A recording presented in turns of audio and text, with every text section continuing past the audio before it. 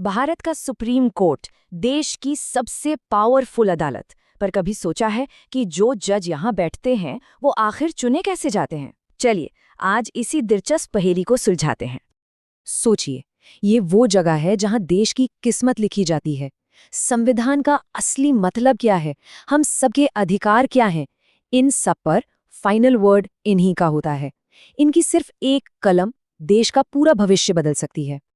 और यहीं पर उठता है सबसे बड़ा सवाल, आखिर कौन है वो लोग और क्या है वो प्रोसेस जो ये तय करता है कि इंडिया के सबसे पावरफुल जज बनेंगे कौन?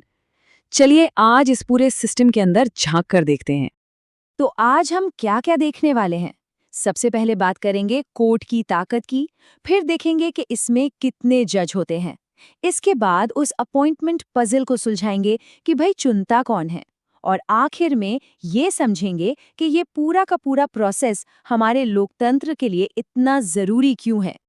तो चलिए शुरू करते हैं पहले हिस्से से।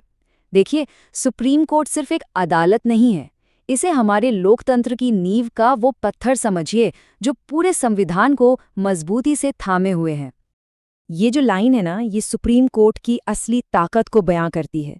जब भी देश में कानून पर या किसी के अधिकारों पर सवाल उठता है तो आखिरी उम्मीद यही अदालत होती है। और इसीलिए ये जानना बहुत जरूरी हो जाता है कि इस कुर्सी पर कौन बैठता है और कैसे बैठता है।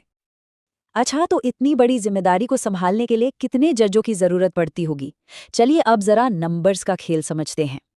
ये बात काफ़ी इंटरेस्टिंग है कि सुप्रीम कोर्ट में जजों की संख्या हमेशा से एक जैसी नहीं रही। जैसे जैसे देश बदला, केस बढ़े, वैसे वैसे जजों की ज़रूरत भी बदलती चली गई। ज़रा इस सफ़र को देखिए। 1950 में जब संविधान बिल्कुल नया था, तब सोचिए पूरे देश के लिए सिर्फ 8 जज थे। फिर 50s और 70s में जैसे आबादी बढ़ी, केस बढ़े, तो जजों की संख्या भी बढ़कर पहले 11 हुई, फिर 18 और फिर 21वीं सदी आते आते तो केसों का जैसे अंबार लग गया। इसी वजह से 2019 में ये नंबर 34 तक ले जाना पड़ा। तो एक तरह से ये आंकड़े हमारे देश की बढ़ती चुनौतियों की कहानी सुनाते हैं। तो आज की तारीख में चीफ जस्टिस ऑफ इंडिया को मिला के टोटल 34 जजेस हैं। बस 34। 140 करोड़ लोगों के देश में सिर्फ ये 34 लोग हैं जिनके हाथ में कानून की अंतिम कमान है। और अब आते हैं इस पूरे विश्लेषण के सबसे जरूरी हिस्से पर, वो नियुक्ति वाली पहेली। आखिर एक जज को चुना कैसे जाता है? इस पूरे खेल का सबसे बड़ा खिलाड़ी कौन है? इस पहेली का जवाब एक शब्द में है, कोलिजियम सिस्टम। और मजे की बात यह है कि ये कोई संविधान में लिखा हुआ सिस्टम नहीं है, बल्कि ये सुप्रीम कोर्ट के ही फैसलों से वक्त के साथ निकला एक तरीका है।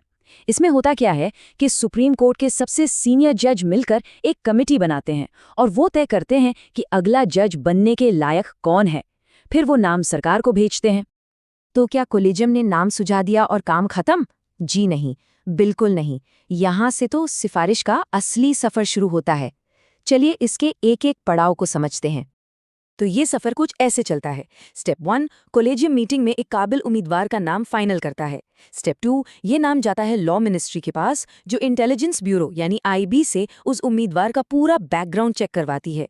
स्टेप 3, मंत्रालय अपनी रिपोर्ट लगाकर वो फाइल प्रधानमंत्री तक पहुंचाता है। और फिर आता है आखिरी कदम, प्रधानमंत्री की सलाह पर राष्ट्रपति उस नियुक्ति पर अपनी फाइनल मोहर लगा देते हैं।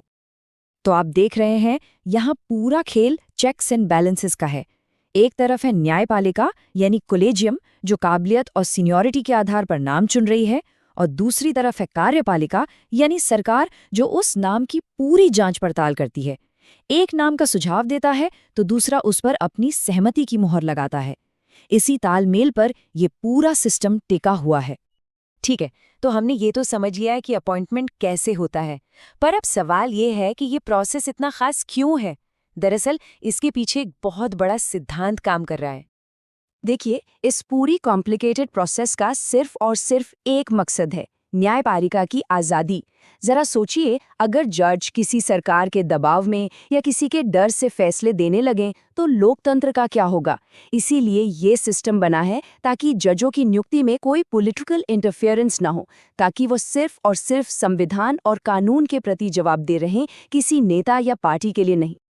आखिरी लक्ष्य सिर्फ एक है एक ऐसी न्यायपालिका जो बिना किसी डर के, बिना किसी पक्षपात के काम करे और इतनी मजबूत हो कि जरूरत पड़ने पर वो सरकार को भी कह सके कि आप गलत हैं।